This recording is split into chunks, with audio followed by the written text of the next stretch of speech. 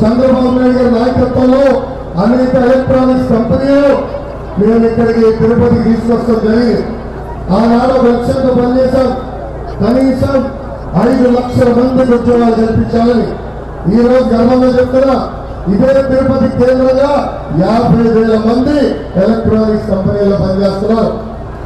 ఒక ఫాక్స్కాన్, ఒక cellphone, PCL, Zoho లాంటి అనేక పరిశ్రమలు తీసుకొచ్చి తిరుపతిలోనే కాదు రాయలసీమలో ఉన్న నిరుద్యోగ యువకులకి ఉద్యోగాలు కల్పించాం. కానీ 2019 ఏం జరిగింది? రాయలసీమ బిడ్డ కూడా వచ్చాడు, ముద్ర పెట్టాడు, అందరం మోసపోయాం. రాయలసీమకి పట్టిన క్యాన్సర్ గడ్డ ఆంధ్ర రాష్ట్ర ముఖ్యమంత్రి వర్యులు జగన్మోహన్ రెడ్డి గారు. రాయలసీమ ఒక్క ప్రాజెక్ట్ పూర్తి చేయాలి. ఆయన వేధింపులలో ఇక్కడున్న పరిశ్రమలు పక్క రాష్ట్రానికి వెళ్ళిపోయే పరిస్థితి మనందరం చూసాం. తిరుపతి అంటే అమర్ రాజా అంటే Tirupati.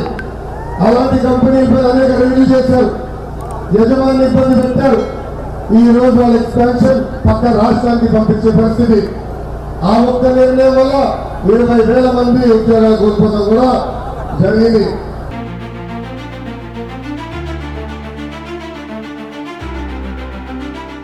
Like, share and subscribe to Rajaniti channel.